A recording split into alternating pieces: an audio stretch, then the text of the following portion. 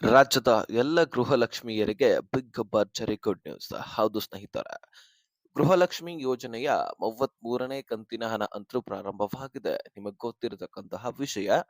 So ನಾಳೆನೂ ಕೂಡ ನಿಮ್ಮ ಖಾತೆಗಳಿಗೆ ದುಡ್ಡು ಜಮಾ ಆಗ್ತಾ ಇದ್ದು, ಸುಮಾರು 15 ಜಿಲ್ಲೆಗಳಲ್ಲಿರ್ತಕ್ಕಂತಹ ಗೃಹಲಕ್ಷ್ಮಿಯರ ಖಾತೆಗಳಿಗೆ ಈ ದುಡ್ಡನ್ನ ಬಿಡುಗಡೆ ಮಾಡಲಾಗ್ತಾ ಇದೆ.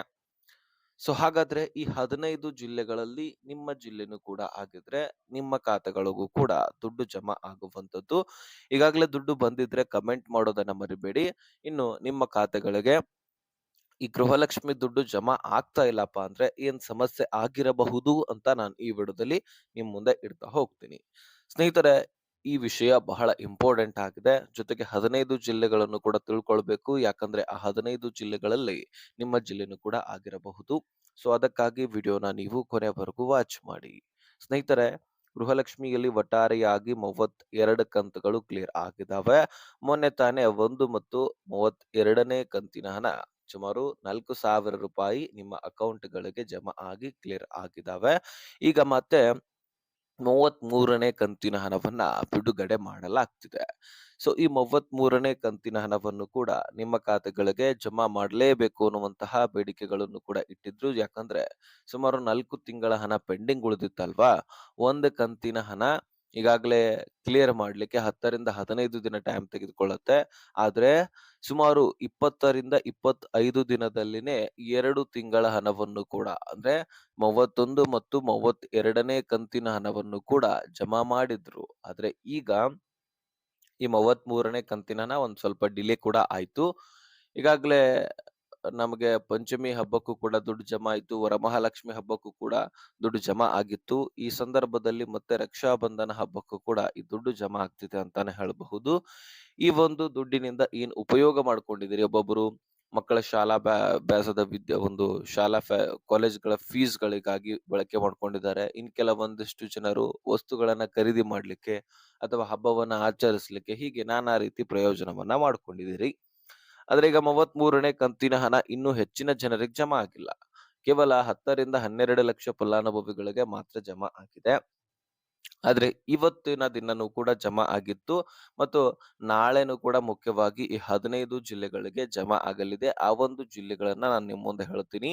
ತದನಂತರ ನಿಮ್ಮ ಖಾತೆಗಳಿಗೆ ದುಡ್ಡು ಬರ್ತಾ ಇಲ್ಲ ಅಂದ್ರೆ ಏನ್ ತೊಂದರೆ ಆಗಿರಬಹುದು ಅಂತಾನು ಕೂಡ ಡಿಸ್ಕಷನ್ ಮಾಡೋಣ.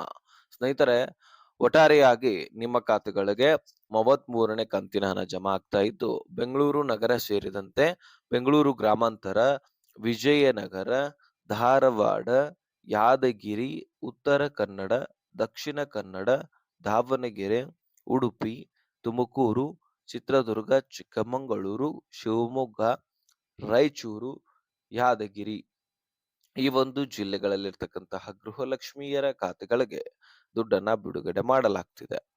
ಸೊ ಈ ಒಂದು ಜಿಲ್ಲೆಗಳಲ್ಲಿ ನಿಮ್ಮ ಜಿಲ್ಲೆನೂ ಕೂಡ ಆಗಿದ್ರೆ ನಿಮ್ಮ ಖಾತೆಗಳಿಗೂ ಕೂಡ ದುಡ್ಡು ಡೆಫಿನೆಟ್ಲಿ ಜಮಾ ಆಗತ್ತೆ. ವರಿ ಮಾಡ್ಕೊಳ್ಳುವಂತಹ ಅವಶ್ಯಕತೆ ಇಲ್ಲ. ಖಂಡಿತವಾಗ್ಲೂ ನಿಮ್ಮ ಖಾತೆಗಳಿಗೂ ಕೂಡ ದುಡ್ಡು ಜಮಾ ಆಗುವಂತದ್ದು. ಮಂಡ್ಯ ಸೇರಿದಂತೆ ಚಿಕ್ಕಮಗಳೂರು, ಶಿವಮೊಗ್ಗ, ಅದೇ ರೀತಿಯಾಗಿ ಹಾವೇರಿ, ಬೀದರ, ಹಾಸನ ಇನ್ನು ಹಲವಾರು ಜಿಲ್ಲೆಗಳಿಗೂ ಕೂಡ ಈ ದುಡ್ಡನ್ನ ಬಿಡುಗಡೆ ಮಾಡಲಿದ್ದಾರೆ. ಓಕೆ, ಈಗ ಜಿಲ್ಲೆಗಳನ್ನ ತಿಳ್ಕೊಂಡ್ರಿ.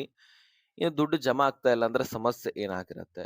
ನಾವು ಡಾಕ್ಯುಮೆಂಟ್ಸ್‌ಗಳನ್ನು ಕೊಟ್ಟಿದ್ದೀವಿ ಸರ್, ಬಯೋಮೆಟ್ರಿಕ್ ಮಾಡಿಸಿದೀವಿ, ಅರ್ಹತೆ ನಾವು ಹೊಂದಿದ್ದೀವಿ ಅಂತಾನೆ ಇದನ್ನೆಲ್ಲವೂ ಕೂಡ ಮಾಡಿದೀವಿ ಅಂತ ನಿಮ್ಮಲ್ಲಿ ಪ್ರಶ್ನೆ ಇದ್ರೆ, ಆದ್ರೂ ಸಹಿತ ದುಡ್ಡು ಬರ್ತಾ ಇಲ್ಲ ಅಂತ ಅಂದಿದ್ದೆ ಆದ್ರೆ, ಅದು ಏನ್ ಪ್ರಾಬ್ಲಮ್ ಆಗಿರಬಹುದು ಅಂದ್ರೆ, ಸ್ನೇಹಿತರೆ, ನಿಮ್ಮ ಬ್ಯಾಂಕ್ ಅಕೌಂಟ್‌ನಲ್ಲಿ ಸಫಿಶಿಯೆಂಟ್ ಬ್ಯಾಲೆನ್ಸ್ ಮೇಂಟೆನೆನ್ಸ್ ಮಾಡಿರೋದಿಲ್ಲ. ಈಗ ಅಕೌಂಟ್‌ಗೆ ದುಡ್ಡು ಬಂದಿರತ್ತೆ, ಗೃಹಲಕ್ಷ್ಮಿ ದುಡ್ಡು. ಆದ್ರೆ ನಿಮಗ್ ಗೊತ್ತಾಗೋದಿಲ್ಲ. ಈಗ ಬ್ಯಾಂಕ್‌ನಲ್ಲಿ ಚೆಕ್ ಮಾಡಿದ್ರೆ ದುಡ್ಡೇ ಇರೋದಿಲ್ಲ. ಈಗ ಒಂದಕ್ಕೆ ನೋಡಿ, ಈಗ SBIನಲ್ಲಿ 1,000 ಮಿನಿಮಮ್ ಬ್ಯಾಲೆನ್ಸ್ ಇಡಬೇಕು.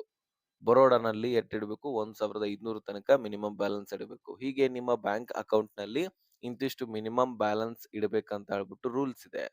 ಆ ಒಂದು ಮಿನಿಮಮ್ ಬ್ಯಾಲೆನ್ಸ್ ಅನ್ನ ನೀವು ಮೇಂಟೆನೆನ್ಸ್ ಮಾಡ್ಲಿಲ್ಲಪ್ಪ ಅಂದ್ರೆ ಏನ್ ಮಾಡ್ತಾರೆ?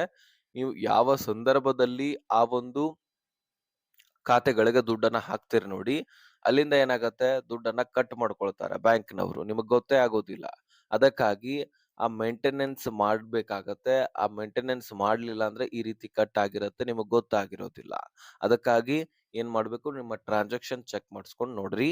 ಇನ್ನು ಇ.ಎಂ.ಐ ಮುಖಾಂತರ ಲೋನ್ ಅನ್ನ ಮಾಡಿಸಿರ್ತೀರಿ. ಬೈಕ್ ಖರೀದಿ ಅಥವಾ ನಿಮ್ಮ ಕೈಯಲ್ಲಿರ್ತಕ್ಕಂತಹ ಮೊಬೈಲು, ಟಿವಿನೋ, ನಿಮ್ಮ ಮನೆಯಲ್ಲಿರ್ತಕ್ಕಂತಹ ಫ್ರಿಡ್ಜೋ ಈ ರೀತಿ ನಾನಾ ರೀತಿಯ ವಸ್ತುಗಳನ್ನ ನೀವು ಇ.ಎಂ.ಐ ಮುಖಾಂತರ ಕಟ್ತಾ ಇರ್ತೀರಿ. ಪ್ರತಿ ತಿಂಗಳು ಇಂತಿಷ್ಟು ಅಂತ ಹೇಳ್ಬಿಟ್ಟು ಖರೀದಿ ಮಾಡ್ಕೊಂಡು ನೀವು ಕಟ್ತಾ ಇರ್ತೀರಿ. ಅದನ್ನ ಒಂದೊಂದು ತಿಂಗಳು ಮಿಸ್ ಆಗಿರತ್ತೆ ಅಥವಾ ಆ ತಿಂಗಳು ತುಂಬಿರೋದಿಲ್ಲ ಅಥವಾ ಆ ತಿಂಗಳು ನೀವು ಬ್ಯಾಂಕ್‌ನಲ್ಲಿ ದುಡ್ಡು ಇಡುವಂತಹ ಮುಂಚಿತವಾಗಿ ಗೃಹಲಕ್ಷ್ಮಿ ದುಡ್ಡು ಇದ್ದಾಗ ಅದನ್ನೇ ಕಟ್ ಮಾಡ್ಕೊಂಡು ಬಿಟ್ಟಿರ್ತಾರೆ. ಆದ್ರೆ ನಿಮಗೆ ಅದು ಗೊತ್ತಾಗಿರೋದಿಲ್ಲ. ಅದಕ್ಕಾಗಿ ನೀವು ಮತ್ತೊಂದು ಸಾರಿ ಟ್ರಾನ್ಸಾಕ್ಷನ್ ಚೆಕ್ ಮಾಡೋದು ಬೆಟರ್. ಓಕೆ. ನೀವು ನಿಮ್ಮ ಟ್ರಾನ್ಸಾಕ್ಷನ್ ಚೆಕ್ ಮಾಡಿದ್ರೆ ನಿಮಗ್ ಗೊತ್ತಾಗತ್ತೆ. ಅಥವಾ ಇದನ್ನ ಹೊರತುಪಡಿಸಿ ಏನ್ ಸಮಸ್ಯೆಗಳಿದಾವೆ ನಿಮಗ್ ಗೊತ್ತಾಗಿದ್ರೆ ಕಮೆಂಟ್ ಮಾಡಿ. ನಾನು ರಿಪ್ಲೈ ಮಾಡಿ ತಿಳಿಸ್ಕೊಡ್ತೀನಿ. ಅಥವಾ ಹೆಚ್ಚಿನ ಜನರ ಸಮಸ್ಯೆ ಅದೇ ಆಗಿದ್ರೆ ಮತ್ತೊಂದು ವಿಡಿಯೋದಲ್ಲಿ ಅದರ ಬಗ್ಗೆ ಮಾಹಿತಿಯನ್ನ ಒದಗಿಸಿಕೊಡ್ತೀನಿ. ಓಕೆ.